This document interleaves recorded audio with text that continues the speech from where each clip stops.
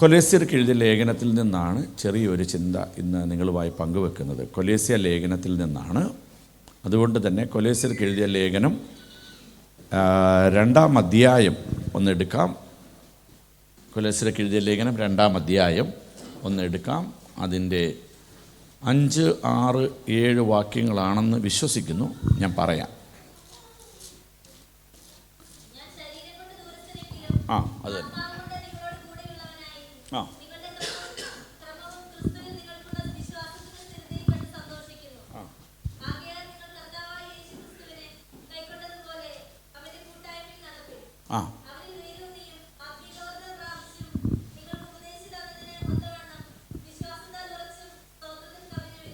മതി, നമുക്ക് ഈ വചനം ഒന്ന് ധ്യാനിക്കാം. ഇതിലൂടെ ദൈവം എന്നോട് ഇടപെടണമേ എന്ന് പ്രാർത്ഥിക്കണം. കൊലോസ്യ ലേഖനം എന്ന് പറയുന്നത് കാരാഗ്രഹ ലേഖനങ്ങളിലൊന്നാണ്. കാരാഗ്രഹ ലേഖനങ്ങളിലെ ഒരു ലേഖനമാണ് കൊലോസ്യർക്ക് എഴുതിയ ലേഖനം. 4 ലേഖനങ്ങളെയാണ് കാരാഗ്രഹ ലേഖനങ്ങൾ എന്ന പട്ടികയിൽ ഉൾപ്പെടുത്തപ്പെട്ടിട്ടുള്ളത്. ജസ്റ്റ് ഒന്ന് അറിഞ്ഞു പോണത് നല്ലത്. അതിലൊന്നാമത്തേത് എഫേസ്യർക്ക് എഴുതിയ ലേഖനം, 2-ാമത്തേത് കൊലോസ്യർക്ക് എഴുതിയ ലേഖനം, 3-ാമത്തേത് ഫിലിപ്പിയർ, ഫിലോമോൻ. ഇങ്ങനെ 4 ലേഖനങ്ങളെ കാരാഗ്രഹ ലേഖനങ്ങളെന്ന് പറയും. ഒന്ന് പറഞ്ഞ് നിങ്ങളൊന്ന് മനഃപ്പാടമാക്കാൻ വേണ്ടിയിട്ടാണ്. എഫേസ്യർ, കൊലോസ്യർ, ഫിലിപ്പിയർ, ഫിലോമോൻ. അപ്പോൾ തന്നെ നമ്മുടെ ഉള്ളിൽ പെട്ടെന്നൊരു ചിന്ത വരും, കാരാഗ്രഹ ലേഖനം എന്നുള്ള ടൈറ്റിലുണ്ടെങ്കിൽ കാരാഗ്രഹത്തിൽ കടന്നെഴുതിയ ലേഖനങ്ങളെയാണല്ലോ കാരാഗ്രഹ ലേഖനങ്ങളെന്ന് വിളിക്കുന്നതെങ്കിൽ റോമാലേഖനം എഴുതിയത് കാരാഗ്രഹത്തിൽ നിന്നാണ്. എല്ലാവർക്കും സുപരിചിതമായ മറ്റൊരു ലേഖനമുണ്ട്, 1 തിമോത്തി, 2 തിമോത്തി. ഇതെഴുതിയത് കാരാഗ്രഹത്തിൽ നിന്നാണ്. കാരാഗ്രഹത്തിൻ്റെ ഏറ്റവും, അല്ലെങ്കിൽ തൻ്റെ തല ശിരശ്ഛേദനം ചെയ്യപ്പെടുന്ന ആ നാഴികയ്ക്ക് മുമ്പ് എഴുതപ്പെട്ടതാണ് തിമോത്തിയുടെ 2-ാം ലേഖനം. അങ്ങനെയാണെങ്കിൽ അതൊക്കെയല്ലേ കാരാഗ്രഹ ലേഖനങ്ങളിൽ ഉൾപ്പെടുത്തേണ്ടതെന്നുള്ളൊരു ചിന്ത നമ്മുടെ ധാരണയിൽ വരാറുണ്ട്. ഞാൻ ആ ചിന്തയൊന്ന് ക്ലിയർ ചെയ്തു പോകാം. നമ്മൾ സുവിശേഷങ്ങളെ പഠിക്കുമ്പോൾ മത്തായി, മർക്കോസ്, വിശുദ്ധ മത്തായി എഴുതിയ സുവിശേഷം, വിശുദ്ധ മർക്കോസ് എഴുതിയ സുവിശേഷം, വിശുദ്ധ ലൂക്കോസ് എഴുതിയ സുവിശേഷം, വിശുദ്ധ യോഹന്നാൻ എഴുതിയ സുവിശേഷം, ഇങ്ങനെ 4 നിലകളിൽ സുവിശേഷങ്ങളെ കാണാൻ കഴിയുമെങ്കിലും മത്തായിയുടെ സുവിശേഷവും മർക്കോസിൻ്റെ സുവിശേഷവും ലൂക്കോസിൻ്റെ സുവിശേഷവും ഒരേ കാര്യങ്ങളെക്കുറിച്ചാണ് എഴുതപ്പെട്ടിരിക്കുന്നത്. വ്യത്യസ്ത കൺസെപ്റ്റിലാണ്. ഒരാൾ രാജാവിനെക്കുറിച്ച്, ഒരാൾ ആളത്വത്തെക്കുറിച്ച്, ഒരാൾ 3-4 നിലകളിൽ. പോട്ടെ, അതിലേക്ക് ഞാൻ കൂടുതൽ പോകുന്നില്ല. അപ്പം ഇതിൻ്റെ ഈ മത്തായിയുടെ സുവിശേഷമാകട്ടെ, മർക്കോസിൻ്റെ സുവിശേഷമാകട്ടെ, ലൂക്കോസിൻ്റെ സുവിശേഷമാകട്ടെ കാണുമ്പോൾ അത് ഒരേ കൺസെപ്റ്റിലാണ് പോയിരിക്കുന്നത്. ആ കൺസെപ്റ്റ് പോയിരിക്കുന്ന സുവിശേഷം ഒന്നുകൂടെ പറഞ്ഞു. മത്തായി എഴുതിക്കുന്ന രാജാവ്, ദാസൻ, മനുഷ്യൻ എന്നുള്ള നിലകളിലാണ്. യോഹന്നാൻ മനുഷ്യൻ. അപ്പം ഇങ്ങനെ വരുമ്പോൾ സിനോപ്റ്റിക് ഗോസ്പൽസ് എന്നാണ് അതിനെ പറയുന്നത്. അതായത് സമവീക്ഷണ സുവിശേഷം, സമവീക്ഷണ സുവിശേഷം. അപ്പം അതിൽ 3 ഒരേ രീതികളിലാണ് എഴുതപ്പെട്ടിരിക്കുന്നത്. മത്തായി രാജാതി രാജാവെന്ന് പറയുമ്പോൾ, മർക്കോസ് ദാസ്യ മനോഭാവത്തിലുള്ളതും, ലൂക്കോസ് മറിയയിൽ പിറന്ന മനുഷ്യപുത്രനായിരിക്കുന്നവൻ എന്നുള്ള നിലകളിലുമൊക്കെയാണ് പഠിപ്പിച്ചു പോകുന്നത്. അപ്പോൾ യോഹന്നാൻ പഠിപ്പിക്കുന്നത് എന്താണ്? വചനം ജഡമായി തീർന്നു. അപ്പം വചനം ആ ദൈവത്വത്തെയാണ് കാണിക്കുന്നത് യോഹന്നാൻ കൂടുതലായി യേശുക്രിസ്തുവിൽ.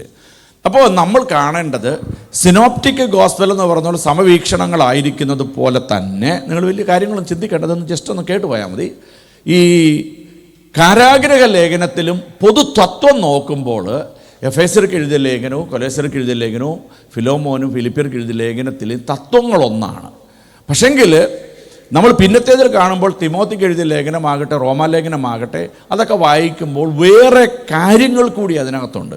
അതുകൊണ്ടാണ് കാരാഗ്രഹ ലേഖനങ്ങളുടെ പട്ടികയിൽ ഈ ലേഖനം ഉൾപ്പെടുത്തിയിരിക്കുന്നത്.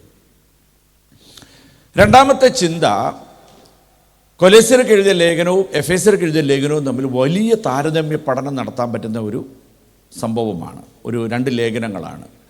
കൊലോസ്യർക്ക് എഴുതിയ ലേഖനവും എഫേസ്യർക്ക് എഴുതിയ ലേഖനവും. എഫേസ്യർക്ക് എഴുതിയ ലേഖനത്തിൽ കാണുന്നത് നമുക്കറിയാം, സഭ ക്രിസ്തുവിൻ്റെ ശരീരമായിരിക്കുന്നു. ക്രിസ്തുവിൻ്റെ ശരീരമാകുന്ന സഭയെക്കുറിച്ചാണ് അവിടെ പഠിപ്പിക്കുന്നത്, അല്ലേ? ക്രിസ്തുവിൻ്റെ സഭയെ ചിത്രീകരിക്കുന്നതാണ് ക്രിസ്തുവിൻ്റെ സഭ. അതിനെ ചിത്രീകരിക്കുന്നതാണ് കൊലോസ്യ ലേഖനമെങ്കിൽ, എഫെസ്യർ ലേഖനമെങ്കിൽ, കൊലോസ്യ ലേഖനത്തിൽ സഭയാകുന്ന ക്രിസ്തുവിൻ്റെ ശരീരത്തിൻ്റെ തലയാകുന്ന ക്രിസ്തു. അല്പം കൂടെ ലഘൂകരിച്ച് പറയാം, എഫെസ്യർക്ക് എഴുതിയ ലേഖനം സഭയാകുന്ന യേശുവിൻ്റെ ശരീരത്തെക്കുറിച്ച്, സഭയാം യേശുവിൻ്റെ ശരീരം. കൊലോസ്യർക്ക് എഴുതി വരുമ്പോൾ സഭയുടെ തലയായിരിക്കുന്ന ക്രിസ്തു. അപ്പം നമ്മൾ ചിന്തിക്കണമേ, ബിജു ചെറിയാൻ എന്ന് പറയുമ്പോൾ നമുക്ക് ദൈവത്തെ സ്തുതിക്കാനുള്ള ഒരു വകുപ്പ് ഇതിൽ അടങ്ങിയിട്ടുണ്ട്. അതുകൊണ്ടാണ് ഞാൻ ഇതൊന്ന് പറഞ്ഞു പോകുന്നത്. അപ്പം എഫെസ്യർക്ക് എഴുതിയ ലേഖനം എന്ന് പറയുമ്പോൾ ശരീരമാകുന്ന സഭയാണെങ്കിൽ, കൊലോസ്യർക്ക് എഴുതുന്ന ലേഖനം സഭയാകുന്ന ശരീരത്തിൻ്റെ തലയാകുന്ന ക്രിസ്തു. അപ്പം റിജോയ് പാസ്റ്റർ എന്ന് അല്ലെങ്കിൽ ബിജു പാസ്റ്റർ എന്ന് പറയുമ്പോൾ നിങ്ങൾക്കറിയാം, തല ഇങ്ങനെയുള്ളൊരു മനുഷ്യനാണ്, കൈയും കാലും ഇങ്ങനെയുള്ളൊരു മനുഷ്യനാണ്, ഉടൽ ഇങ്ങനെയുള്ളൊരു മനുഷ്യനാണ്, അതറിയാം. തല മാത്രമായിട്ട് വന്നാൽ എന്താ പറയുന്നത്? ബിജു ചെറിയാൻ്റെ തല ഇന്ന് ഇവിടെ എത്തിയെന്ന് പറയുള്ളൂ, അല്ലേ? ശരീരം മാത്രം എത്തിയപ്പോൾ ചോദിക്കും, ഈ പുള്ളിക്കാരൻ്റെ തല ഇന്ന് ഇവിടെ പോയി എന്ന് ചോദിക്കും. അപ്പോൾ ഉടലും തലയും കൂടെ ചേർന്നതിനെയാണ് മനുഷ്യനെന്ന് പറയുന്നത്. അങ്ങനെയാണെങ്കിൽ ഈ സഭാചരിത്രത്തിൽ അല്ലെങ്കിൽ ലേഖനങ്ങളിലൂടെ അപ്പോസ്തലനായ പോൾ എന്താണ് പഠിപ്പിക്കുന്നതെന്ന് ചോദിച്ചാൽ, യേശു ക്രിസ്തു ആകുന്ന ശരീരത്തിൻ്റെ തലയാകുന്ന ക്രിസ്തു. അപ്പം നമ്മൾ തലയാകുന്ന ക്രിസ്തുവിൻ്റെ ശരീരത്തിലെ ഭാഗങ്ങളാണ് നമ്മളെല്ലാവരും സഭ, അതായത് ക്രിസ്തുവിൻ്റെ ശരീരത്തിൻ്റെ ഭാഗങ്ങളാണ്. ഒന്ന് കരമുയർത്തി കർത്താവിനെ ഒന്ന് സ്തോത്രം ചെയ്താട്ടെ. ഞാൻ ഇങ്ങോട്ട് പോകുന്ന വഴിക്കുകൾ ചിന്തിച്ചു, ഇത് ഞാൻ എടുത്ത് പ്രസംഗിച്ചിട്ടൊക്കെയുള്ള സംഭവങ്ങളാണ്. പക്ഷെങ്കിൽ ഈ ഭാഗം ഇങ്ങനെ ഒന്ന് ചിന്തിച്ചപ്പോൾ നമ്മൾ യേശുവിനെ, അതാണ് ഈ റൈനാർഡ് ബോങ്കയൊക്കെ പറയുന്നത്, എന്നെ കണ്ടാൽ യേശുവിനെ കണ്ട പ്രതീതി ജനങ്ങൾക്കുണ്ടാകണം. നമ്മളും പറയണം, നമ്മൾ യേശുവിനെ റിഫ്ലക്റ്റ് ചെയ്യുന്നവരാണ്, നമ്മളെ യേശുവിനെ പ്രതിനിധീകരിക്കുന്നവരാണ്, നമ്മളിൽ യേശു വസിക്കുകയാണ്. നമ്മുടെ ശരീരം ക്രിസ്തുവിൻ്റെ ശരീരമാണ്, നമ്മുടെ ശരീരം ക്രിസ്തുവിൻ്റെ സഭയാം ശരീരമാണ്. നമ്മുടെ തലയല്ല, നമ്മുടെ തല ക്രിസ്തുവിൻ്റെ തലയാണ്. അപ്പോൾ യേശു ക്രിസ്തു എന്ന് പറയുന്ന ആ വലിയ നമ്മൾ ആ ഭാഷയിലങ്ങ് പറയാം, ഒരു ഫിസിക്കലി കാണുകയാണെങ്കിൽ അതിൻ്റെ തല ക്രിസ്തു, നമ്മളെല്ലാവരോട് കൂടിയിരിക്കുന്ന ഒരു വലിയ ശരീരമാണ്. അത് ഭൂലോകത്തെമ്പാടും പാർക്കുന്ന വിശുദ്ധന്മാർ എല്ലാവരും കൂടി ചേർന്നതാണ് തിരുസഭ എന്ന് പറയുന്നത്. അപ്പോൾ കൊലോസ്യർക്ക് എഴുതിയ ലേഖനം ഒന്നാമത്തേത് കാരാഗ്രഹ ലേഖനമാണ്. രണ്ടാമത്തേത് സഭയാം ശരീരത്തിൻ്റെ തലയാകുന്ന ക്രിസ്തുവിനെ വെളിപ്പെടുത്തുന്ന ഭാഗമാണ് കൊലോസ്യർക്ക് എഴുതിയ ലേഖനം. പൗലോസ് അപ്പോസ്തലനാണ് ഈ ലേഖനം എഴുതപ്പെട്ടിരിക്കുന്നത്. ഈ ദൈവവചനം, ഞാൻ പറഞ്ഞില്ല, ദൈവവചനത്തിൻ്റെ പ്രത്യേകത നമ്മളെ മാറ്റിമറിക്കുവാൻ കഴിയും. നമ്മളിൽ പാപബോധങ്ങൾ 2 ആഴ്ചകൾക്ക് മുമ്പ് ഞാൻ പറഞ്ഞു, പാപബോധങ്ങളെ വരുത്തുന്നതാണ്. പാപം നമ്മളിൽ ഉണ്ടെങ്കിൽ അത് വചനത്തിലൂടെ നമ്മളെ കാണിക്കും പാപം നമ്മളിൽ ഉണ്ടെന്ന്. പക്ഷെങ്കിൽ ആരാധന എന്ന് പറയുമ്പോൾ നമുക്ക് ദൈവത്തെ ആരാധിക്കുക എന്നുള്ളത്, അത് ദൈവത്തിനെ നമ്മൾ വണങ്ങി നമസ്കരിക്കുക. ആരാധനയിൽ വിശുദ്ധി ഉണ്ടായിരിക്കണം, തീർച്ചയായിട്ടും ഉണ്ടായിരിക്കണം. എന്നാൽ വചനത്തിലൂടെയാണ് നമ്മളിലെ മുറിവുകളൊക്കെ ഏൽക്കുന്നത്. ആരാധിച്ചപ്പോൾ ഒരു പ്രശ്നം സഭയിലുണ്ടായെന്ന് ഒരിക്കലും കേട്ടിട്ടില്ല. വചന ശുശ്രൂഷയിലൂടെ പാസ്റ്റർ എന്നെ കുത്തിയെന്ന് പറയുള്ളൂ, അല്ലേ? വചന ശുശ്രൂഷയിലൂടെ പാസ്റ്റർ എന്നെ ഇന്ന് അല്പം ഒന്ന് മുറിവേൽപ്പിച്ചു. പാസ്റ്റർ ഇന്ന് എൻ്റെ കുടുംബത്തെയാണ് ഉദ്ദേശിച്ചത്. ആരാധിച്ചപ്പോൾ അങ്ങനെ ഒരു പ്രശ്നം ഉണ്ടായോ പാസ്റ്റർ? ഇല്ല. അതാണ് ആരാധനയും വചന ശുശ്രൂഷയും തമ്മിലുള്ള വ്യത്യാസം. ഈ വചന ശുശ്രൂഷയുടെ മറ്റൊരു ഏറിയ നിങ്ങളൊന്ന് കേട്ടു പോകണം, നല്ലതാണ്. വചന ശുശ്രൂഷ എന്ന് പറയുമ്പോൾ കേൾക്കുന്ന നമ്മൾ, പ്രസംഗിക്കുന്ന ഞങ്ങൾക്കും കേൾക്കുന്ന നിങ്ങൾക്കും ഒരുപോലെ അതൊരു അനുഭവമാണ്. പല സമയങ്ങളിലും നമ്മൾ ചിന്തിക്കാറുണ്ട്, കർത്താവേ, ഈ വചനത്തിലൂടെ എന്നാണ് സംസാരിക്കേണ്ടത്, ഞാനങ്ങനെ നോട്ട് ചെയ്ത് വെക്കും. ഇതൊന്ന് ചിന്തിക്കുന്നത്, ധ്യാനിക്കുന്നത്, പഠിക്കുന്നത് നല്ലതാണെന്നൊക്കെ എഴുതി വെക്കാറുണ്ട്.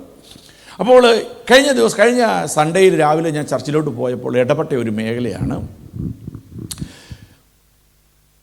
വചനത്തിലൂടെ ദൈവം ജനങ്ങളോട് എന്തായിരിക്കും. അപ്പം നമ്മൾ കാണണമേ, ഏത് തളർന്ന ഒരു അവസ്ഥയിലും നമ്മളിരിക്കട്ടെ, ഏത് തളർന്ന അവസ്ഥയിലും, ഇപ്പം നിങ്ങളായിരിക്കുന്ന അവസ്ഥകളെ ഞങ്ങൾക്കാർക്കും അറിയത്തില്ല. ആത്മാവിൽ ചിലത് 1000-ൽ 1 വിവേചിച്ച് കിട്ടിയെങ്കിൽ മാത്രമേ ഉള്ളൂ. 1000 വിഷയങ്ങൾ നിങ്ങൾക്കുണ്ടെങ്കിൽ ഒരെണ്ണമൊക്കെ വിവേചിച്ച് കിട്ടിയെങ്കിൽ മാത്രമേ ഉള്ളൂ, ദൈവം വെളിപ്പെടുത്തിയെങ്കിലേ ഉള്ളൂ. അപ്പോൾ തളരത്തക്ക വിഷയങ്ങൾ നിങ്ങളുടെ ജീവിതത്തിൽ ഉണ്ടെങ്കിൽ ഈ വചന ശുശ്രൂഷയിൽ സംഭവിക്കുന്നത് വചനം എന്നോടാണെന്നുള്ള നിലയിൽ അതിനെ നിങ്ങൾ ഉൾക്കൊള്ളണം. ഇത് അവനോട് അവളോട് അങ്ങനെയല്ല, ഇത് സ്പെസിഫിക്കലി ഇത് എന്നോടുള്ള ദൂത. അങ്ങനെ നിങ്ങൾ വചനത്തെ ശ്രദ്ധിക്കുമ്പോൾ വചനം ദൈവശബ്ദമായി നിങ്ങൾ കേൾക്കണമേ. ദൈവത്തിൻ്റെ വചനം ദൈവനിശ്വാസീയമാകിയാൽ ആര് ശുശ്രൂഷിക്കുന്നു എന്നുള്ളതല്ല, ആ ദൈവത്തിൻ്റെ ശബ്ദമാണല്ലോ വചനം ദൈവത്തിൻ്റെതാകിയാൽ ശുശ്രൂഷകൻ അവിടെ നിൽക്കട്ടെ. അത് കേൾക്കുന്നത് ദൈവശബ്ദം എന്നുള്ള നിലയിൽ നിങ്ങൾ അതിനെ ഒന്ന് ഏറ്റെടുത്ത് കഴിഞ്ഞാൽ ഉണ്ടല്ലോ, ഏത് തളർന്ന അവസ്ഥയിലും നമ്മളായിരിക്കുന്നുവെങ്കിലും ഒരു കുതിരയുടെ കുതിപ്പ് നമ്മുടെ ഉള്ളിൽ ദൈവം പ്രകാശിപ്പിക്കും. ആദ്യത്തേത് അതാണ്. ദൈവവചനത്തിൻ്റെ പ്രവൃത്തി എന്ന് പറയുന്നത് അത് ഏത് തളർന്ന അവസ്ഥയാണെങ്കിലും അതിൽ നിന്ന് വചനത്തിലൂടെ നമുക്കൊരു പവർ നൽകുകയാണ്. അതൊരു കുതിരയെപ്പോലെ നമ്മളെ ഒന്ന് കുതിക്കുവാനുള്ള ഒരു വ്യഗ്രത നൽകും. രണ്ടാമത്തേത് അവിടെ കൊണ്ട് തീരുന്നില്ല. ഈ കുതിപ്പ് നമ്മുടെ ഉള്ളിൽ നൽകി കഴിയുമ്പോൾ നമ്മൾ അസാധാരണമായ ഒരു ശക്തിയെ ദൈവം നൽകുകയാണ്. ആ ശക്തിയിൽ നിന്നും കൊണ്ട് നമ്മൾ ദൂരത്തിൽ ഓടുവാനുള്ള ഒരു വ്യഗ്രത നൽകും. ഞാൻ വചനത്തിൽ തെളിയിക്കാം. ഒരിക്കൽ കൂടി പറയാം. ദൈവവചനം ഏത് തളർന്നവരെയും ഒരു കുതിരയ്ക്ക് നൽകുന്ന ശക്തിയെപ്പോലെ ശക്തീകരിച്ച് ഒരു കുതിപ്പ് നൽകി ഓടുവാനുള്ള ദൈവകൃപ നൽകുകയാണ്. ചൂരച്ചെടിയുടെ തണലിലിരിക്കുന്ന ഏലിയാവിനോട് ദൈവത്തിൻ്റെ ശബ്ദം ഇടപെട്ടത് എല്ലാവരോടും ഇടപെട്ടതുപോലെയല്ല. ശബ്ദം ദൈവത്തിൻ്റെതായിരുന്നു. ഇടപെട്ടത് ഏലിയാവേ, നിനക്കിവിടെ എന്ത് കാര്യം? ഇന്ന് പകൽ പറയണം, കേൾക്കുന്ന ദൈവശബ്ദം ഏലിയാവ് ഒന്ന് കേട്ടെടുത്തപ്പോൾ 40 ദിനരാത്രം അവൻ വേഗതയോടെ ഓടിയെന്ന് മാത്രമല്ല, ആഹാബിന്റെ തളയ്ക്കപ്പെട്ട കുതിരകളുടെ രഥങ്ങളുടെ മുന്നേ അവൻ ഓടുവാൻ ഇടയാക്കിയെങ്കിൽ കേൾക്കുന്ന ദൈവശബ്ദത്തോട് പ്രതികരിച്ചും കൊണ്ട് പറ, എന്നെ മാറ്റുന്ന, എന്നെ ശക്തീകരിക്കുന്ന, എന്നെ വേഗതയുള്ളവനാക്കുന്ന, എന്നെ ഓടിക്കുന്ന, എന്നെ കുതിപ്പോടെ കുതിപ്പിക്കുന്ന ഒരു ദൈവകൃപ. ദൈവത്തെ ഒന്ന് സ്തുതിച്ചേ, അതരങ്ങളെ തുറന്നു പറ. നമുക്കറിയാം, ഞാൻ ഏലിയാവിലേക്കൊന്ന് പോവുകയാണ്. ഏലിയാവ് എന്ന് പറയുന്ന വ്യക്തി അഭിഷിക്തൻ പ്രാർത്ഥിച്ച് പ്രഖ്യാപിക്കുകയാണ്, ഞാൻ പറഞ്ഞിട്ട് ഞാൻ പറയണം. നമ്മളൊക്കെ ആണെങ്കിൽ അല്പം ഒന്ന് ഗ്യാപ്പിട്ട് പറയും, ദൈവം സംസാരിക്കണം. ഏലിയ പറയണം, ഞാൻ പറഞ്ഞിട്ടല്ലാതെ ഞാൻ പറയണം. ആ ഭക്തൻ്റെ മേൽ വ്യാപരിച്ചത് സാധാരണമായ ദൈവകൃപയാണ്. സാധാരണമായ ദൈവകൃപയാണ്. അതേ നിലയിലല്ലേ പത്രോസും യോഹന്നാനും പറയുന്നത്, നസ്രേനായ യേശുവിൻ്റെ നാമത്തിൽ എണീറ്റ് ഞങ്ങൾക്കുള്ളത് നിനക്ക് തരുന്നു, നീ എഴുന്നേറ്റ് നടക്ക. ഇന്ന് പകൽ പറയണം, ദൈവ സാന്നിധ്യം അനുഭവിച്ച ദൈവമക്കൾക്കെല്ലാം ഒരു ശക്തിയുണ്ടെന്നേ, അവരുടെ ആരാധനയിൽ വെളിപ്പെടുന്ന ഒരു ദൈവകൃപയുണ്ടെന്നേ. അവർ തളർന്ന കൈ കൊണ്ട് ഇങ്ങനെയല്ല അടിക്കുന്നത്. അവർക്ക് നൽകപ്പെട്ടിരിക്കുന്ന പ്രാഗൽഭ്യത്വത്തിനും അവർക്ക് നൽകപ്പെട്ടിരിക്കുന്ന ദൈവകൃപയ്ക്കും അവരുടെ മേൽ ദൈവം പകർന്നിരിക്കുന്ന ശക്തിക്കും അവരുടെ മേൽ ദൈവം പകർന്നിരിക്കുന്ന വേഗതയ്ക്കും അവരുടെ മേൽ ദൈവം പകർന്നിരിക്കുന്ന ദർശനത്തിനും ഒത്തവണ്ണം അവർ ദൈവത്തെ മുഴുബലത്തോടെ, മുഴുശക്തിയോടെ, മുഴു ആരാധനയ്ക്കും യോഗ്യനായവനെ ഒന്ന് ആരാധിക്കുമ്പോൾ സാഹചര്യങ്ങളങ്ങ് മാറുക. സാഹചര്യങ്ങൾ മാറുക. പിന്നെ സംഭവിക്കുന്നത് വിപ്ലവകരമായ മാറ്റങ്ങളാ, സമൂലമായ മാറ്റങ്ങളാ. അതിനോടൊന്ന് പ്രതികരിച്ചിട്ട് പറ, ഏലിയാവ് ഓടിയെങ്കിൽ, ഏലിയാവ് ചലിച്ചെങ്കിൽ, ഏലിയാവിൽ നിന്ന് ഭയം മാറിയെങ്കിൽ. നിങ്ങൾ ഭവനങ്ങളിലിരുന്നും വചനം വായിക്കണം. പ്രസംഗിക്കപ്പെടുന്നതിനേക്കാൾ ആഴത്തിൽ ഇടപെടലുകൾ ഉണ്ടാകും വചനധ്യാനത്തിങ്കിൽ. ഞാൻ ഒരിക്കൽ കൂടി പറയാം, പല സമയങ്ങളിലും പല സബ്ജക്റ്റുകൾ ഞാൻ പാസ്റ്റേഴ്സായിരിക്കുന്ന ഞങ്ങളോട് ചോദിച്ചാൽ പറയാം, ഞങ്ങൾ പ്രസംഗിച്ചിട്ടൊന്നുമില്ല, പക്ഷേ ആ ബൈബിളിൻ്റെ ആ ഭാഗം തുറന്ന പേജുകൾ ഒട്ടിയിരിക്കും. എന്നാണെന്നറിയാമോ? അത് വായിച്ച് ധ്യാനിച്ചിട്ട് അതിലേക്ക് മുഖം വെച്ച് കരഞ്ഞതാ. ഹല്ലേലൂയ. നിങ്ങൾ വചനങ്ങളെ വായിച്ച് ധ്യാനിക്കണം. വചനശക്തിയിലായിരിക്കണം നമ്മുടെ നിലനിൽപ്പ്. വചനത്തിലായിരിക്കണമേ നമ്മുടെ നിലനിൽപ്പ്. വചനത്തിലൂടെ ആയിരിക്കണമേ നമ്മുടെ സഞ്ചാരങ്ങൾ. ഏത് പ്രതിസന്ധി വരുമ്പോഴും, ഏത് തളർത്തുന്ന വിഷയം വരുമ്പോഴും പറയണം, ഫിസിക്കലി ഞാൻ ജയിക്കും, സ്പിരിച്വലി ഞാൻ ജയിക്കും. രണ്ട് റലവും പറയണം. നമ്മൾ രോഗിയാണെങ്കിൽ, നമ്മുടെ ശരീരത്തെ ദുർബലപ്പെടുത്തുന്ന ഒരു പ്രതിസന്ധി ഉണ്ടെങ്കിൽ എത്രമാത്രം ആരാധിക്കണമെന്ന് ആഗ്രഹിച്ചാലും ചിലപ്പോൾ അത് വേണ്ടുമ്പോളം വരണമെന്നില്ല. അതുകൊണ്ട് പറയണം, എൻ്റെ ഫിസിക്കൽ നീഡ്സിനെയും ദൈവമേ നീ ക്രമീകരിക്കണമേ, എൻ്റെ സ്പിരിച്വൽ ഹങ്കറിനെയും നീ ക്രമീകരിക്കണമേ. അങ്ങനെ നമ്മൾ രണ്ടും കൂടെ വെച്ചിട്ടങ്ങോട്ട് ദൈവത്തോടൊന്ന് പറയുകയാണെങ്കിൽ പറയണം, പ്രതിസന്ധികൾ വരത്തില്ലെന്നല്ല, പ്രതിസന്ധികൾ വരിക തന്നെ ചെയ്യും. നമ്മൾ ചിന്തിക്കണമേ, രാജ്യം കീഴ്മേൽ മറിച്ച, രാജ്യം അറിയത്തക്ക നിലയിൽ രാജാവ് പോലും പേടിച്ചു നിൽക്കുന്ന ഏലിയാവിന് പിന്നെ എന്തിനെ ഒരു ദുരാത്മാവ് ബാധിച്ച ഇസബെലിന്റെ വാക്ക് കേട്ട് ചൂരച്ചെടിയുടെ തണലിൽ പോകേണ്ടത്? ഞാൻ പലപ്പോഴും ചിന്തിച്ചിട്ടുണ്ട്, ഒരൊറ്റ ഭത്സന പോരായിരുന്നോ, ഒരൊറ്റ ശകാരം പോരായിരുന്നോ, ഒരൊറ്റ കൽപ്പന പോരായിരുന്നോ? ഭക്തന് വേണ്ടി ആകാശങ്ങളെ അടച്ച ദൈവം ഇസബെലിനെ മാറ്റുകയില്ലായിരുന്നോ? എന്നാൽ ദൈവത്തിന് ചിലത് ചെയ്യുവാനുണ്ടെന്നേ ഇന്ന് പകൽ പറയണം, എൻ്റെ പ്രതിസന്ധി എന്നെ തകർക്കാനല്ല.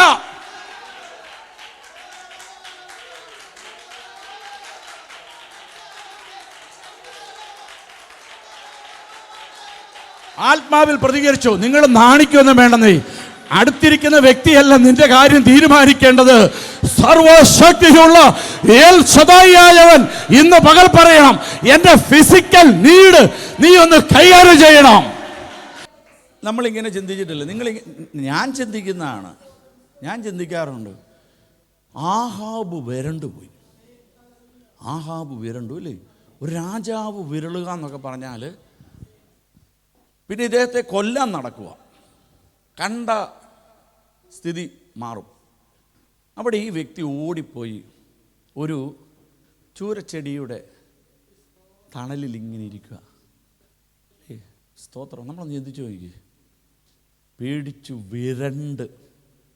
അപ്പോൾ ദൈവം ഇടപെടുന്ന നിലകളെല്ലാം ഏലിയാവിനെ സംബന്ധിച്ച് അറിയാം. പക്ഷെ ആ നിലയിലൊന്നും ദൈവ സാന്നിധ്യമില്ല. പക്ഷേ ദൈവം വന്ന് മൃദുവായിട്ടാണ് ചോദിച്ചത്, ഏലിയാവേ നിനക്ക് ഇവിടെ എന്ത് കാര്യം ഏലിയാവേ? സ്തോത്രം. എന്നോട് ഞാൻ ഒത്തിരി ശബ്ദത്തിൽ ഇങ്ങനെ ശുശ്രൂഷിക്കുമ്പോൾ എൻ്റെ വൈഫ് അന്ന് വൈകിട്ടും കൂടെ ശുശ്രൂഷ ഉണ്ടെന്ന് വിചാരിക്കുക. അപ്പോൾ എന്നോട് ചോദിക്കും, എന്തിന് ഇങ്ങനെ എങ്ങനെയാണ് വൈകിട്ട് ഇങ്ങനെ ശുശ്രൂഷിക്കുന്നത്? ഇത് വെച്ചോ ഇങ്ങനെ കളിയാക്കി ചോദിക്കും. കളിയാക്കുന്നതാണ് നീ എങ്ങനെ വിജയന് പയ്യെ പ്രസംഗിക്കാൻ അറിയത്തില്ലേ? ഞാൻ പറഞ്ഞു, സത്യത്തിൽ 2 തൊണ്ടയൊക്കെ ഉണ്ടായിരുന്നു. നിങ്ങൾ ചിന്തിച്ചു പോകും ചിലപ്പോൾ. ഒരെണ്ണം കുറച്ച് നേരം റെസ്റ്റ്, അടുത്തത് പ്രസംഗിക്കുന്നു, അടുത്തത് റെസ്റ്റ്, പിന്നെ അടുത്തത് പ്രസംഗിക്കുന്നു. അങ്ങനെയാണ് എന്ത് സന്തോഷമാണ്. ഇവർ തൊണ്ട കീറി പാടുമ്പോൾ അല്ലേ അടുത്തതിലോട്ട് സ്വിച്ച് ചെയ്യുകയാണ്. ഇനി ഈ തൊണ്ടയിലൂടെ കുറച്ച് നേരം, അടുത്തതിലൂടെ ഇതിലൂടെ. എന്തൊരു സന്തോഷമായിരുന്നു. അപ്പോൾ എന്നോട് പുള്ളിക്കാരി ചോദിച്ചു, ഇടയ്ക്ക് ഈ ഹോസ്പിറ്റലിലൊക്കെ വരണമെന്ന് പറഞ്ഞു, ICUലൊക്കെ വരണമെന്ന് പറഞ്ഞു. എന്നിട്ട് അടുത്ത ഗ്രേഡ് കൂട്ടുമോ പുള്ളിക്കാരി? ഞാൻ ചോദിച്ചു എന്താ? അപ്പോൾ അവിടെ ബിജു ചെറിയാന്ന് പറഞ്ഞ വ്യക്തി അവിടെ രോഗിയായിട്ട് കിടക്കുക. അപ്പോൾ ഞാൻ വിജയ പാസ്റ്റർ അങ്ങോട്ട് വരുക, പാസ്റ്ററേ അങ്ങനെയാണോ വിളിക്കുന്നത് ചോദിച്ചു.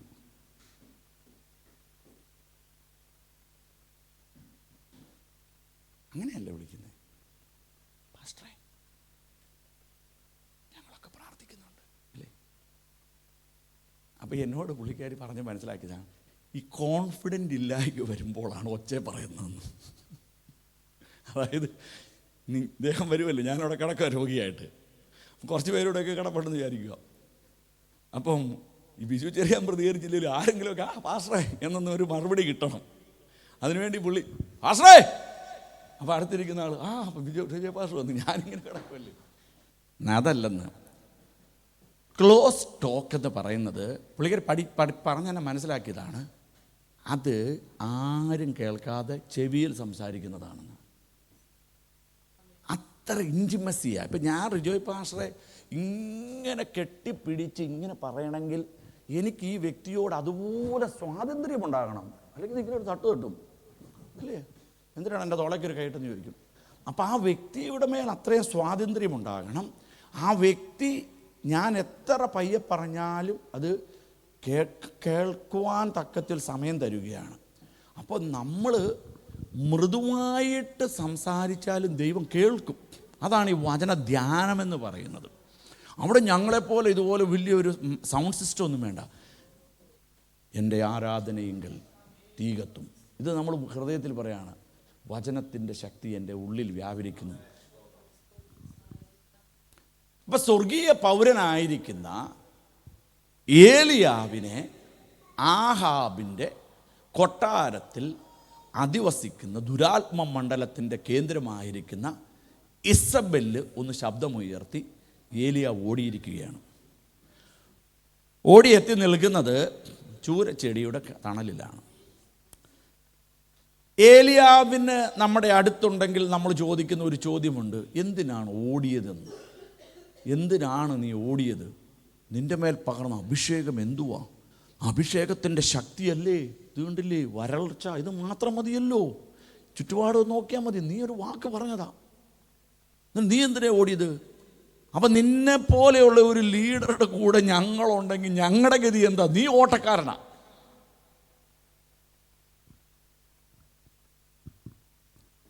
ഈ സ്വർഗീയ പൗരന്മാരെ ഇതുപോലെ തൽക്കാലത്തേനൊന്ന് തൊടാനോ ഈ ഭൗമമണ്ഡലത്തിലുള്ള ശക്തികൾക്ക് കഴിയുകയുള്ളൂ. ഭൗമമണ്ഡലത്തിലുള്ള ശക്തികൾക്ക് കഴിയുകയുള്ളൂ. നമുക്കറിയാം, ഈ ഞാനൊന്ന് വിശദീകരിച്ചിട്ട് അതിലോട്ട് വരാം. ഞങ്ങൾ ഇവിടുത്തെ സിറ്റിസണാണ്, ഇവിടുത്തെ യുണൈറ്റഡ് കിങ്ഡത്തിൻ്റെ സിറ്റിസണാണ് ഞാൻ. നിങ്ങളെല്ലാവരും വരും ദിവസങ്ങളിൽ, വരും മാസങ്ങളിൽ, വർഷങ്ങളിലാകേണ്ടവരാ.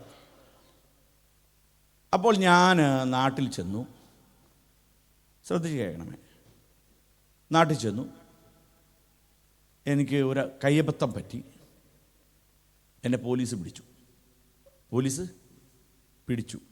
എന്തെങ്കിലും ഒരു കയ്യബദ്ധം പറ്റി, തെറ്റുകാരൻ തന്നെയാണെന്നിരിക്കട്ടെ, തെറ്റ് പറ്റി എൻ്റെ ഭാഗത്ത് നിന്ന് എന്നെ പോലീസ് പിടിച്ചു. പോലീസ് പിടിച്ച് അവരടുത്ത് തന്നെ ചെയ്യുന്നത്, സാഹചര്യങ്ങൾ മുഴുവൻ ഈ പുള്ളിക്കെതിരാ, എനിക്കെതിരാ. വണ്ടി മുട്ടിയതാണെന്നിരിക്കട്ടെ, അതിൽ കൂടുതൽ നിങ്ങൾ ചിന്തിച്ചോ എന്ത് വേണമെങ്കിലും. പക്ഷെങ്കിൽ പോലീസ് നോക്കുമ്പോൾ എന്നെ പിടിക്കാം. നിൻ്റെ കൂടെ ഉണ്ടായിരുന്നവരാരാ? അവരെ പിടിക്കുന്നു. കയ്യാമം വെക്കേണ്ടതാണെങ്കിൽ കയ്യാമം വെക്കുന്നു. അവർ എന്നെ കൊണ്ട് പോലീസ് സ്റ്റേഷനിൽ കൊണ്ടുപോകണു. അപ്പം ഞാൻ ഒന്നും ശബ്ദിക്കുന്നില്ല. ഞാൻ പറഞ്ഞു, സാറേ അത് പറ്റിപ്പോയി, ഉണ്ടരുത്. അതിനുശേഷം അവർ എന്നെ മജിസ്ട്രേറ്റിൻ്റെ അടുത്ത് കൊണ്ടുപോകണു. എന്നെ 7 അല്ലെങ്കിൽ 14 ദിവസം റിമാൻഡിലിടുന്നു. വിചാരണ തടവുകാരൻ എന്നുള്ള നിലയിലിടുന്നു. ഇതാണ് പ്രൊസീജിയർ.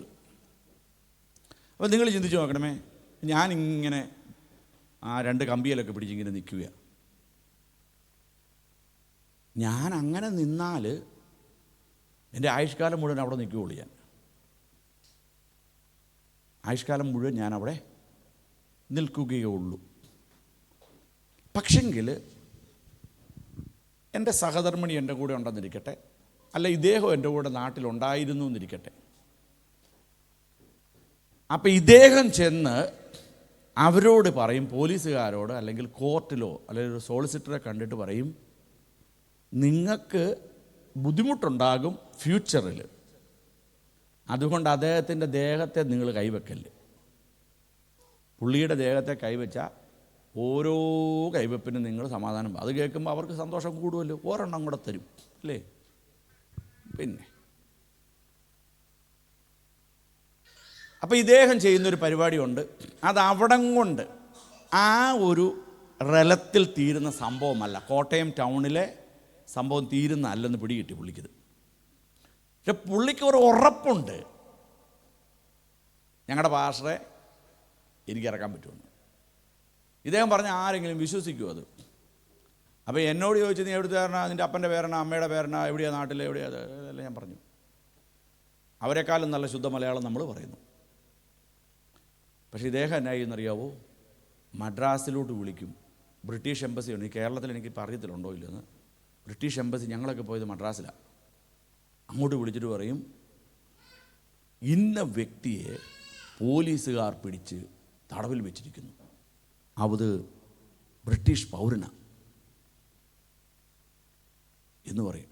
അപ്പം പേരും പറഞ്ഞു, ഡേറ്റ് ഓഫ് ബർത്തും പറഞ്ഞു. അവരടിച്ച് നോക്കുമ്പോൾ ശരിയാണല്ലോ.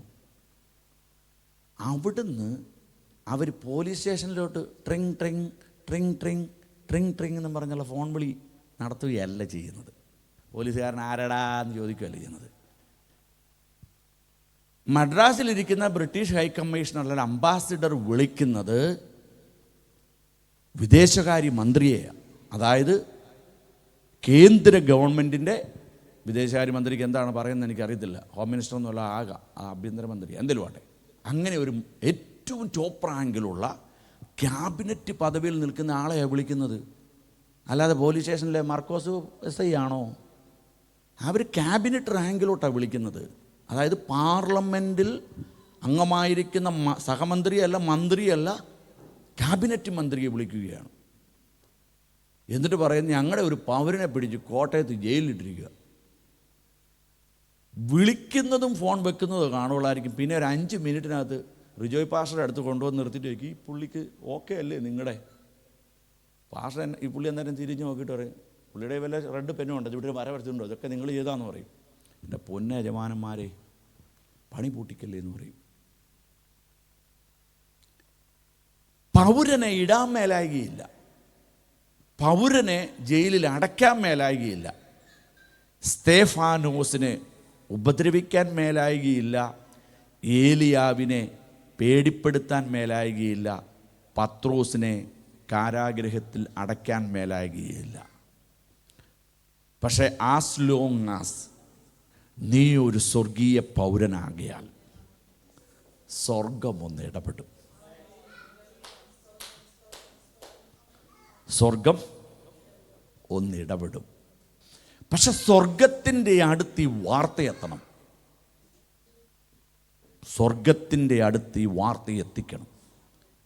സ്വർഗത്തിലെ ദൈവത്തിൻ്റെ സന്നിധിയിൽ പത്രോസിനെ കാരാഗൃഹത്തിലാക്കിയിരിക്കുന്ന വാർത്ത എത്തിക്കണം. അപ്പം നമ്മൾ ചിന്തിക്കും, യാക്കോബും സ്വർഗീയ പൗരനായിരുന്നില്ലേ? പത്രോസിനെ ഒറ്റയ്ക്കാണോ ഇട്ടത്?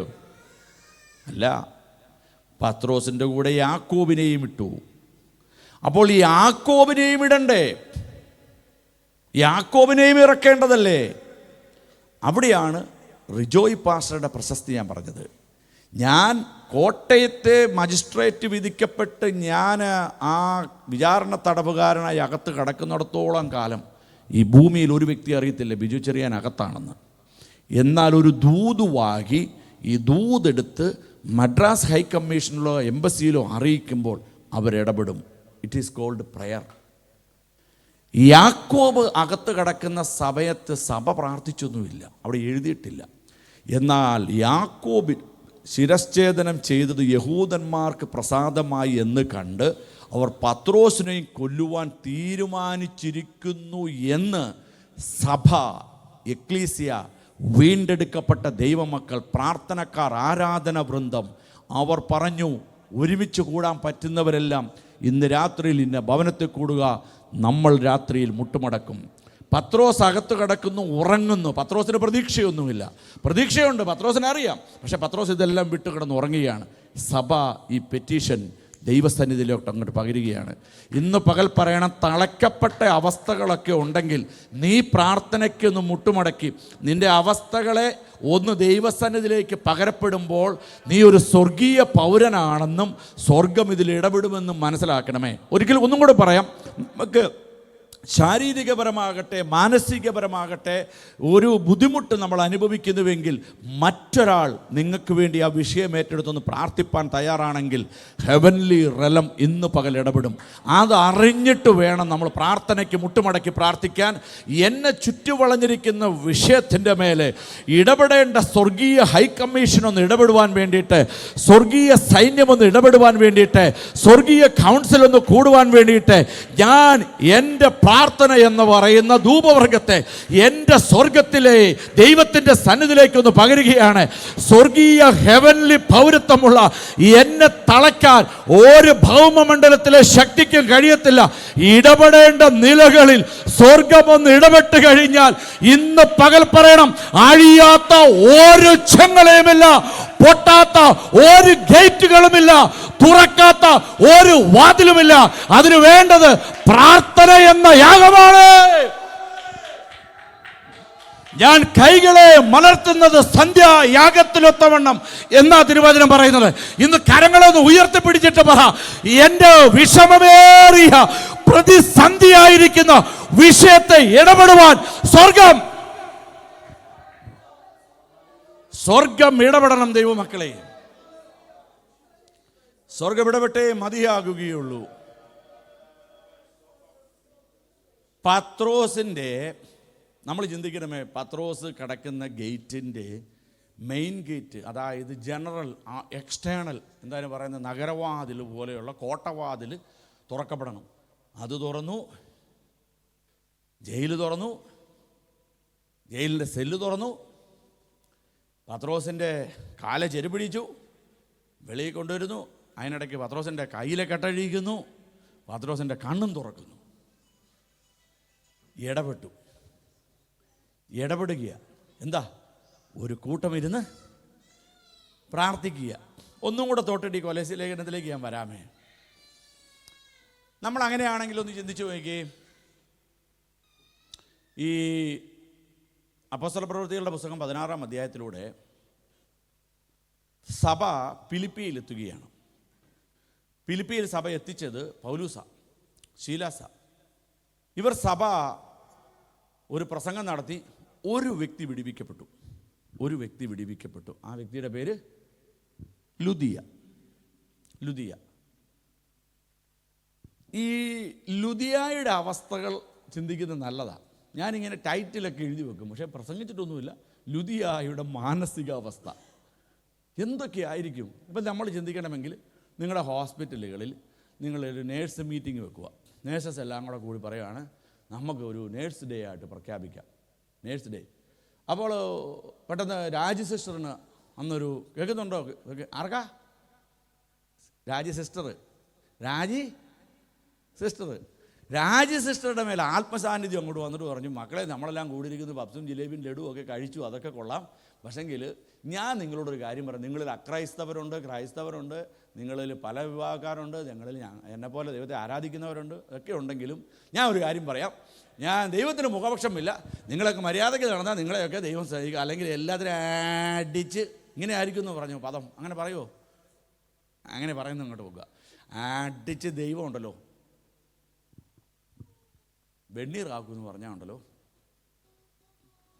ഈ നേഴ്സ് മീറ്റിംഗ് അറേഞ്ച് ചെയ്ത് ആരാണെന്ന് ആദ്യം ചോദ്യം. അപ്പോൾ അങ്ങനെ ഇരിക്കുമ്പോഴത്തേന് ഷൈനി സിസ്റ്റർ, നമ്മുടെ ജിജോ, ആരാ പറ, ഷൈനി സിസ്റ്റർ പറഞ്ഞതിന് ഞാനും അംഗീകരിക്കുന്നു. അതുകൊണ്ട് എന്താ സിസ്റ്റർ ചെയ്യേണ്ടേ? നീ രക്ഷിക്കപ്പെട്ട് മാനസാന്തരപ്പെട്ട് ജീവൻ്റെ പുതുക്കത്തിൽ നടക്കുവാൻ തീരുമാനിച്ചിരിക്കുന്നത് ജലസ്നാനത്തിലൂടെ കർത്താവിൻ്റെ സഭയിൽ അംഗമാണ്. അങ്ങനെയാണെങ്കിൽ ഇപ്പോൾ തന്നെ ജലസ്നാനം, അങ്ങനെ റിയോ ഭാഷയെ വിളിക്കുന്ന സ്നാനം നടക്കുന്നു. നിങ്ങൾ 250 പേരുടെ മീറ്റിംഗ് ആയിരുന്നു. 2 പേർക്ക് കുഴപ്പമില്ല. ആരാ? പ്രസംഗിച്ച സിസ്റ്റർക്കും പക്ഷേ രക്ഷിക്കപ്പെട്ട ആൾ വന്ന വണ്ടി മറ്റവരുടെ കൂടെയാണ്, തിരിച്ചു പോകണം അവരുടെ കൂടെ. അപ്പോൾ ചിന്തിച്ചു നോക്കി, എൻ്റെ പൊന്ന് ഷൈനി, ലുദിയ ഒരാളാ രക്ഷിക്കപ്പെട്ടത്. ലുദിയായുടെ കൂടെ അനേകര പുഴക്കടവിലുണ്ടായിരുന്നു. പല ബിസിനസ്സുകാരും ഉണ്ടായിരുന്നു. അവർ ദിനംപ്രതി വന്നുകൊണ്ടിരുന്നവരാ. വർഷങ്ങളായി അവർ വിൽപ്പന നടത്തുന്നവരാണ്. ഈ എങ്ങാണ്ട് നിന്ന് കടന്ന പുരുഷൻ വന്ന് ഒരു പ്രസംഗം നടത്തി. ഇവള് ചേർന്നപ്പോൾ ഇവളുമാരെല്ലാം കൂടെ പോരിക്കും. ഇനി നമ്മൾ അങ്ങോട്ട് നോക്കാതെ പറയാം അല്ലേ, പോരിച്ച് മെർലിനൊക്കെ അല്ലേ ടീം അടുക്കും. ഹിന്ദിക്ക് ഹിന്ദി അല്ല റെനി, അടുക്കും. ഷൈനി ബേവക്കൂഫ് അങ്ങനെ ഒരു വാക്കുണ്ടെന്ന് തോന്നുന്നു അല്ലേ? ഓ എന്തായാലും ആട്ടെ, അത് ചീത്തയൊന്നും അല്ലല്ലോ. ഇങ്ങനെയൊക്കെ പറഞ്ഞ് ഭയങ്കര പരിപാടിയൊക്കെ നടത്തി. ലുദിയ ഇങ്ങനെ എന്ത് ചെയ്യണം? എന്നാൽ രാജസിസ്റ്ററെ ഞാനും കൂടെ പോരാ നിങ്ങളോട് പറയാം, ഞങ്ങളിന്ന് ബൈക്കിനാണ് വന്നത്, 2 പേർക്കുള്ള സീറ്റേ ഉള്ളൂ.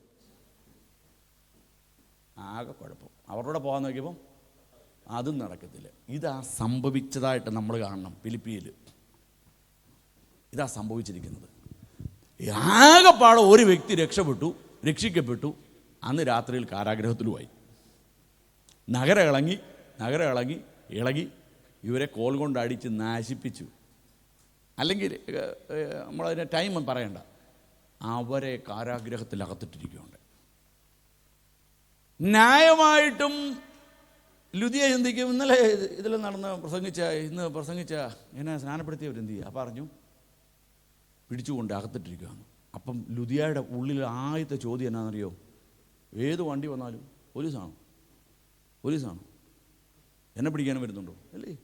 ഈ പിടിച്ചുകൊണ്ട് പോയവർക്ക് പൗലൂസിനോട് ശീലാസിനേക്കാളും ഉള്ള ദേഷ്യം ആരാടെന്നറിയാവോ? മുഖപരിചയവും ദീർഘനാളത്തെ അറിവുമുള്ള ലുദിയായോടാ. ന്യായമായിട്ടും അതല്ലേ സംഭവിക്കും. നമ്മുടെയൊക്കെ ഒറ്റയ്ക്ക് വിശ്വാസത്തിൽ ഇറങ്ങിയവർക്ക് അനുഭവിക്കുന്ന വേദനകളതാ. എല്ലായിടത്തു നിന്നും വന്ന ഒരുത്തം പ്രസംഗിച്ചു, നീ കേട്ടു, നീ പോയി. ഇവരോടാ ഫൈറ്റ്, ലുദിയായോടാ ഫൈറ്റ് മുഴുവൻ. പൗലൂസും ശീലാസും കാരാഗ്രഹത്തിലായി. പക്ഷെ പത്രോസിന് വേണ്ടി പ്രാർത്ഥിപ്പാൻ ഒരു സഭയുണ്ടായിരുന്നു. പൗലൂസിന് വേണ്ടി ആര് പ്രാർത്ഥിക്കും? ലുദിയ ഭയപ്പെട്ട് എവിടെയെങ്കിലും ഒളിച്ചിരിക്കുന്നുവെന്ന് എൻ്റെ ഒരു ഭാഷയായിട്ട് കണ്ടാൽ മതി, ഒരു ഉപദേശമായിട്ട് കാണണ്ട. ആരെങ്കിലും പ്രാർത്ഥിപ്പാനുണ്ടോ? ആരുമില്ല. അവിടെയാണ് അവർ നിലപാടുകളെ മാറ്റുന്നത്. നമ്മൾ നോക്കണമേ, അർദ്ധരാത്രി വരെ അവർ വെയിറ്റ് ചെയ്തു. കാര്യം ഇവർക്ക് ഒത്തിരി സംഭവങ്ങൾ അറിയാം, പ്രാർത്ഥിച്ചാൽ നടക്കും. പൗലൂസ് ശീലാസിനെ ഒന്ന് നോക്കി. അതെൻ്റെ ഒരു ഭാഷ തന്നെയായിട്ട് കണ്ടാൽ മതി. നിങ്ങൾ അപ്പോസ്തല പ്രവൃത്തികൾ 13, 12, 13 വായിക്കുമ്പോൾ ഇങ്ങനെ ചില നോട്ടങ്ങളൊക്കെ കാണാം. അവിടെ പൗലൂസ് അവനെ നോക്കി എന്നൊക്കെ ഉള്ളത്, ആംഗ്യം കാണിച്ചു എന്നൊക്കെ, പ്രസംഗിച്ചോളാൻ എന്ന് പറയുന്നത് പോലെ പൗലൂസ് ശീലാസിനെ ഒന്ന് നോക്കി. അതിൻ്റെ നോട്ടത്തിൻ്റെ അർത്ഥം ആരും നമുക്ക് വേണ്ടി പ്രാർത്ഥിപ്പാൻ ഇല്ല. യഹൂദന്മാർക്ക് അറിയത്തില്ല, അല്ലെങ്കിൽ കയറ്റി വിട്ടിടത്ത് അന്ത്യോക്യയിലോ ജെറുസലേമിലോ ഈ വാർത്തകളൊന്നും എത്തിയിട്ടുണ്ടായിരിക്കത്തില്ല. അവിടെയാണ് അവർ ആരാധിക്കുന്നത്. അർദ്ധരാത്രി ആയപ്പോൾ പൗലൂസും ശീലാസും ദൈവത്തെ പാടി പ്രാർത്ഥിച്ച് ആരാധിച്ചു. പത്രോസിനു വേണ്ടി സഭ പ്രാർത്ഥിച്ചു. നഗരവാതിലെ, കോട്ടവാതിലെ, സെൽവാതിലെ, ജയിൽ വാതിലെ, തൻ്റെ മേലുള്ള കെട്ടുകളെ എല്ലാം അഴിച്ചത് പോളിനറിയാം. അങ്ങനെയാണെങ്കിൽ തങ്ങൾക്ക് നടക്കാൻ പോലും വയ്യാത്ത രീതിയിൽ ഉച്ച കഴിഞ്ഞ നേരം തൊട്ട് അവരെ പരസ്യമായിട്ട് നഗ്നരായി അവരെ സ്ട്രീറ്റിലൂടെ കൊണ്ടിട്ടിരിക്കുന്നവരാണ്. പൗലൂസിനറിയാം ഇവിടെ നടക്കപ്പെടേണ്ടത് അസാധാരണമായ ദൈവപ്രവൃത്തിയാണ്, നടക്കണം.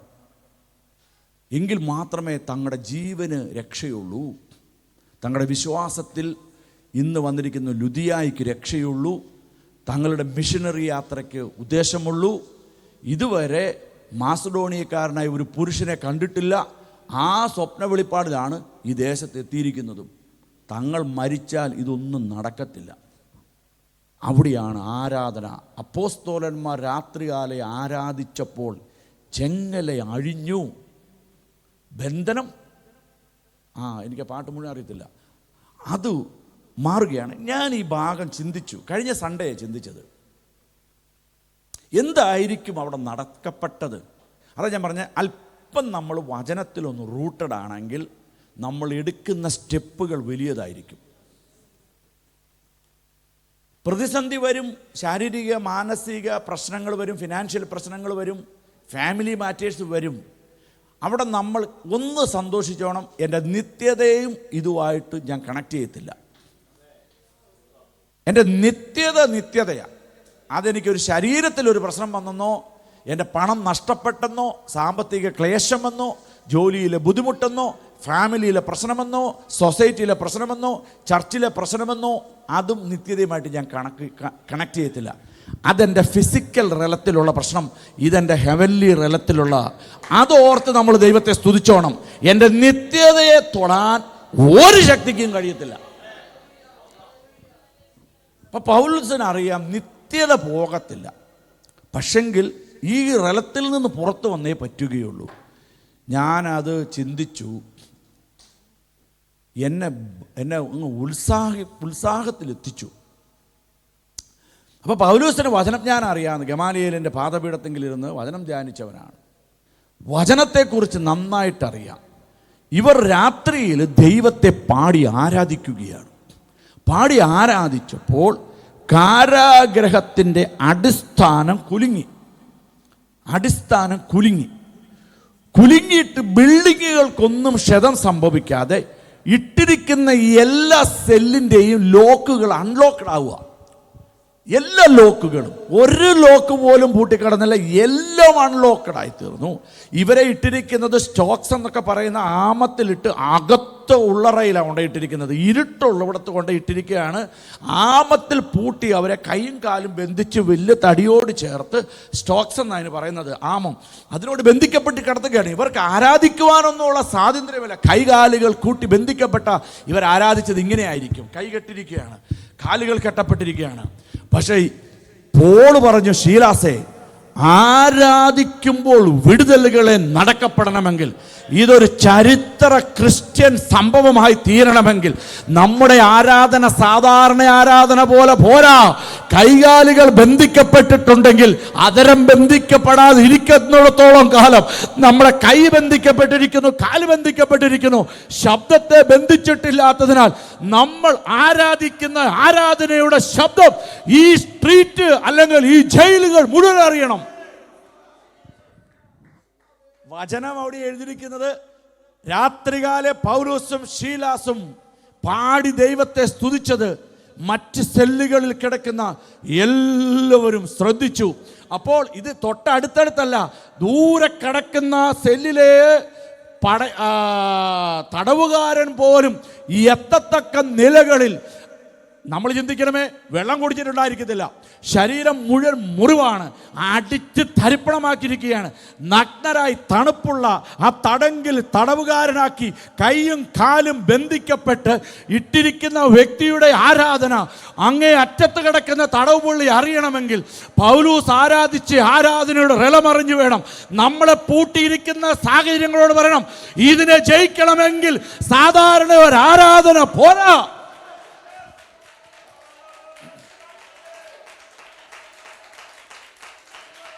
കരമടിക്കുന്നുവെങ്കിൽ ആത്മശക്തിയിൽ അടിച്ചോണം. കരമടിക്കുന്നുവെങ്കിൽ ആത്മാവിൽ അടിച്ചിട്ട് പറയണം, അഴിയപ്പെടേണ്ട മേഖലകൾ ഇന്ന് പകൽ അഴിഞ്ഞേ മതിയാവുകയുള്ളൂ.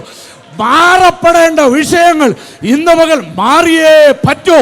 വിട്ടുപോകേണ്ട ബാധ്യതകൾ ഇന്ന് പകൽ വിട്ടേ പറ്റൂ.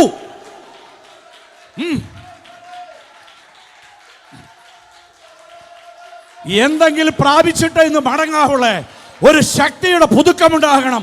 ആത്മാവിൽ പറയണം, ഇതുവരെ കാണാത്തതാ ഇനി ഞാൻ പ്രാപിക്കുന്നത്.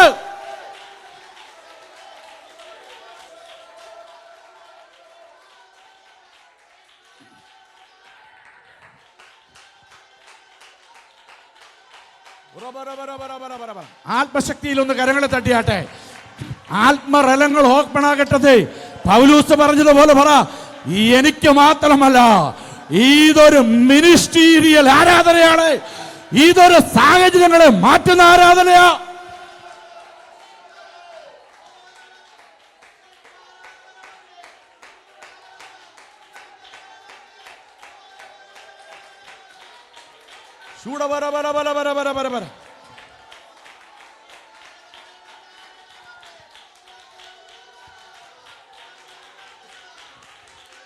ഹല്ലേലൂയ.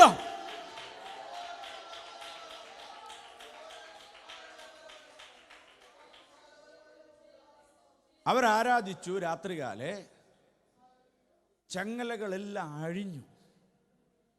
കാരാഗ്രഹം ഒന്ന് ഇളകിയപ്പോൾ എല്ലാവരും പേടിച്ചു. നമ്മളിവിടെ ചെറിയ ഒരു ഭൂമി കുലുക്കം മതി, എന്തൊക്കെയോ റിക്ടർ സ്കെയിൽ എന്നൊക്കെയാണ് പറഞ്ഞത്.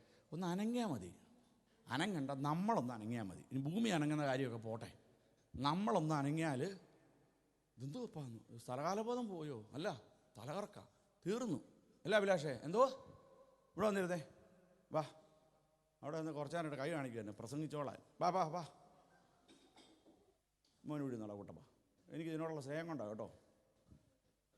വെറ്റ് സെറ്റായി കണ്ടോ, അവിടെ ഇരുന്നു. ഇതിനോ ഓക്കെ അല്ലേ? പുള്ളി പറയുന്നുണ്ട് നേരത്തെ വിളിക്കുമായിരുന്നെങ്കിൽ ആ വചനമെങ്കിലും കയറിയാനോ തലയിൽ.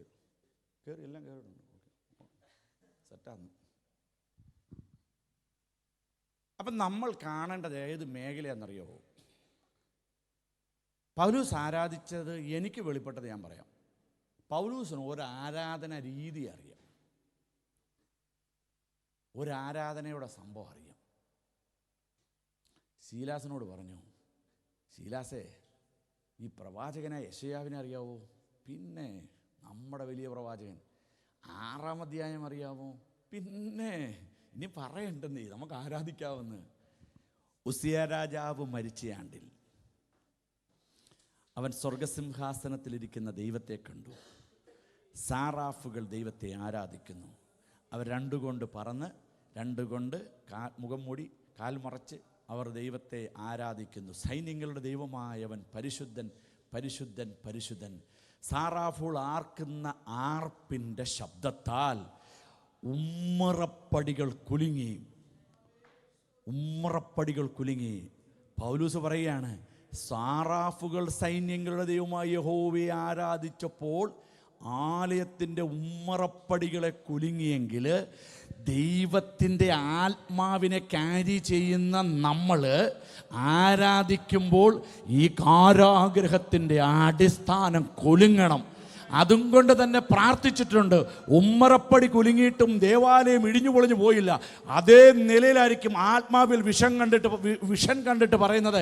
ഇന്ന് നമ്മൾ രണ്ടുപേരേ ഉള്ളായിരിക്കാം, ചിലപ്പോൾ തിമോത്തിയും കാണാം, ലൂക്കോസും കാണാം. പക്ഷെങ്കിൽ നമ്മൾ ആരാധിക്കുമ്പോൾ ഈ കാരാഗ്രഹത്തിൻ്റെ അടിസ്ഥാനം കുലുങ്ങുക മാത്രമല്ല, സാറാഫുകൾ ആരാധിച്ചപ്പോൾ കാണാത്ത ചിലത് ഇവിടെ നടക്കപ്പെടണം. എല്ലാ സെല്ലുകളും, എല്ലാ തടവുപള്ളികളും, എല്ലാ വിചാരണ തടവുകാരും വിടിവിക്കപ്പെടണം. നമ്മളിൽ നിന്ന് വ്യാപരിക്കുന്ന ആ റേഡിയേഷൻ ഈ ജയിലിൽ അറിയണം. ഈ നിലയിലാണ് അവർ ആരാധിച്ചത്. ഒരു വിടുതൽ ആഗ്രഹിക്കുന്ന ദൈവമക്കൾ പറയണം, സൂര്യ നീ ഗിബെയോനിൽ എന്നല്ല പറഞ്ഞത്. യോശുവ പറയുക, കൽപ്പിക്കുക, സൂര്യ നീ ഗിബെയോനിൽ, ചന്ദ്ര നീ അയ്യലോനിൽ, ലാസറസ് പുറത്തു വാ. യേശു പറയുക, ആത്മാവിൽ കൽപ്പിക്കുന്നതിനുണ്ടല്ലോ ശബ്ദത്തിൽ ഒരു ദൈവപ്രവൃത്തി നടക്കും. ഇന്ന് പകൽ പറയണം, യേശുവിന്റെ നാമത്തിൽ ഞങ്ങൾ കരങ്ങളെ തട്ടി ആത്മാവിൽ ഒന്ന് ആരാധിക്കുമ്പോൾ ഇതുവരെ കാണാത്ത ചില വെളിപ്പാടുകൾ, ചില ദർശനങ്ങൾ, ചില നന്മകൾ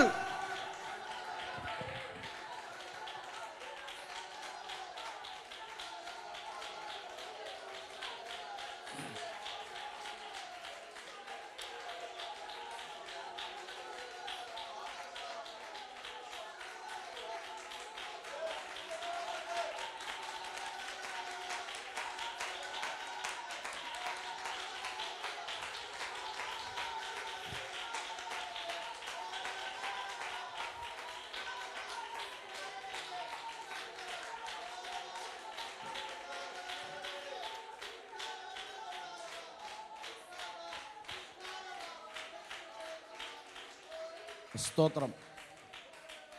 എൻ്റെ സമയം ഓൾറെഡി കഴിഞ്ഞു. എന്നാൽ ഞാൻ നിങ്ങളോടൊന്ന് പറയാം, നമ്മൾ ആത്മാവിൽ ദൈവിക ഇടപെടലുകളെ കണ്ടുവേണം നമ്മൾ ആരാധിക്കാൻ. നമ്മളൊരു ഹെവൻലി പൗരനാണ്, നമ്മളൊരു സ്വർഗീയ പൗരനാന്നേ പറയണം. സഹോദരിമാർ, ഞാനൊരു സ്വർഗീയ പൗരത്വയാണ്. എന്നെ ശാരീരികവും മാനസികവും സാമ്പത്തികവുമായിട്ടൊക്കെ നിനക്കൊന്ന് പൂട്ടാൻ കഴിയും, ഒന്ന് തളയ്ക്കാൻ കഴിയും. പക്ഷേ ആ തളപ്പലിനൊക്കെ ഒരു പീരീഡ് ഉണ്ടെന്നേ. സ്തേഫാനോസിനെ കല്ലെറിയുന്നത് കണ്ട് സ്തേഫാനോസ് ദൈവത്തോട് പ്രാർത്ഥിച്ചപ്പോൾ യേശു സ്വർഗത്തിൽ എണീക്കുകയാണ്. ഇന്ന് പകൽ പറയണം, എനിക്ക് വേണ്ടി ചലിക്കുന്ന ദൈവീക കൗൺസിലിൻ്റെ ഇടപെടലുകൾ നടക്കപ്പെടട്ടെ. ഒരിക്കൽ കൂടി അത് കാണുന്നവർ, ആഗ്രഹിക്കുന്നവർ ഈ തരംഗത്തോടൊന്ന് പ്രതികരിച്ചിട്ട് പറ, എനിക്ക് വേണ്ടി ചില ഇടപെടലുകളെ നടത്തണമേ. ആറാം സൈന്യം എത്ര ശക്തിയുള്ളതാകട്ടെ, ഈ റബ്ഷോക്ക് എത്ര ശക്തിയുള്ളവനാകട്ടെ, സൻഹേരിബ് എത്ര ശക്തിയുള്ളവനാകട്ടെ, ഇടപെടുവാൻ സ്വർഗീയ കൗൺസിൽ കൂടിയിട്ട് പറഞ്ഞു, ഒരൊറ്റ ദൂതൻ മതി 1,85,000 തകർക്കാൻ കഴിഞ്ഞെങ്കിൽ ഇന്ന് പകൽ പറയണം, എനിക്ക് വേണ്ടി ചലിക്കുന്ന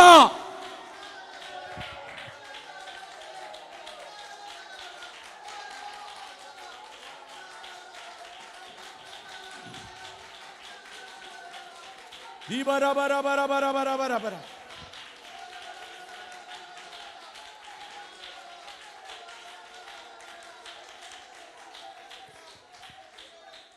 ഈ പൗലൂസ് കൊലോസ്യർക്ക് എഴുതിയ ലേഖനത്തിൽ ഞാൻ അങ്ങ് നിർത്തുവാണ്.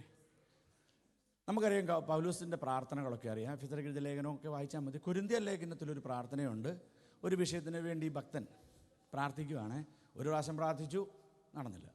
2 പ്രാവശ്യം പ്രാർത്ഥിച്ചു. രണ്ടാമത്തെ എങ്ങനെയായിരിക്കും? ഒറ്റ പ്രാർത്ഥനയാണോ?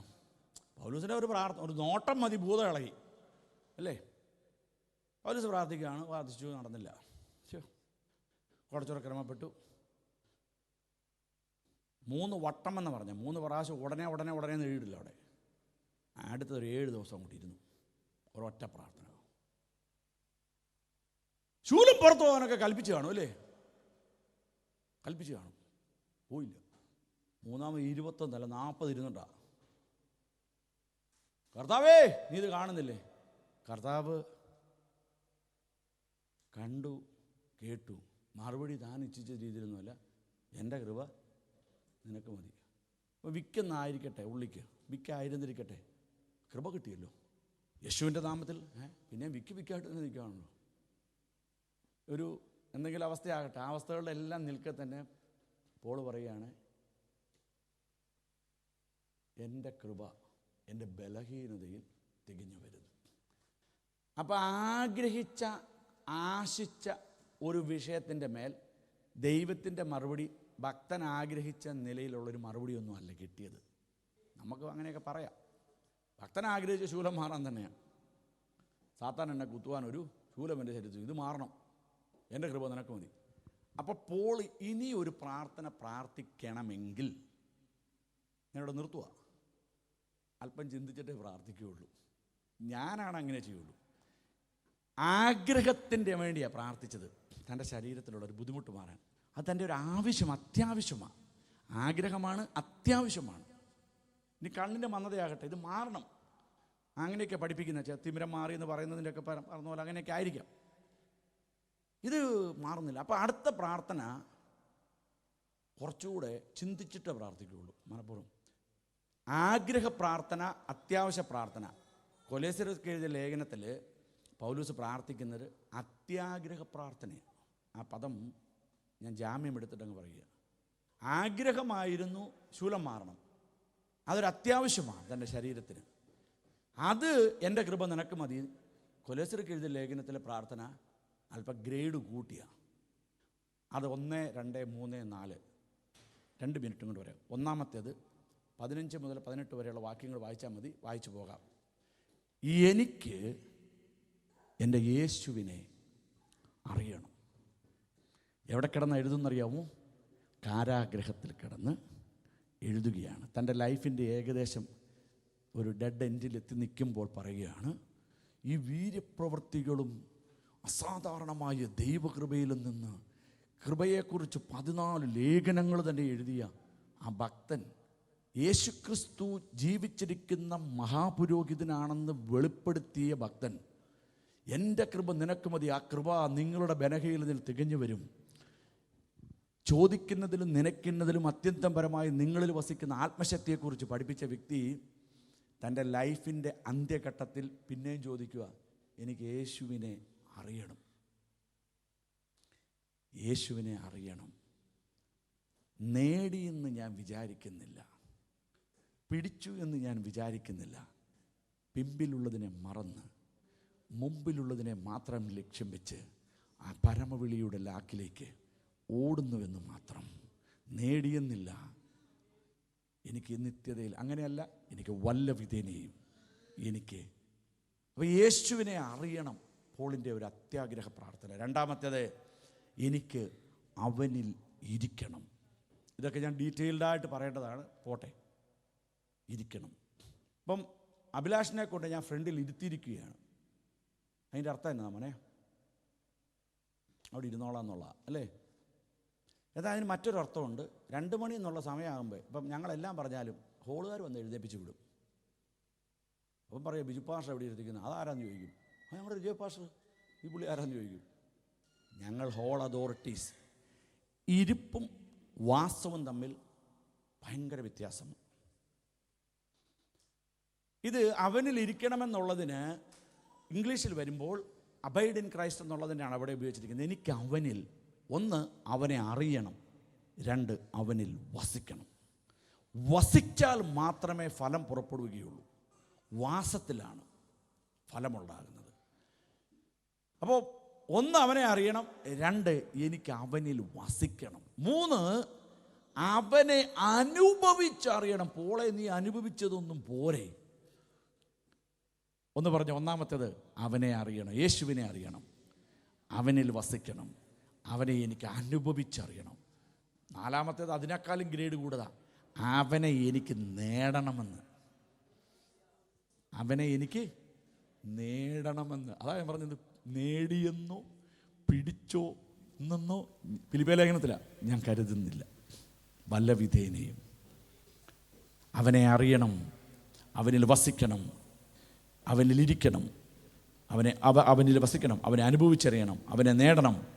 ഒന്നും കൂടെ പറഞ്ഞങ്ങ് നിർത്താം. അവനോട് കൂടെ, അവനോട് ഞാൻ അനുരൂപനായി തീരണം. അവനോട് ഞാൻ അനുരൂപനായി തീരണം.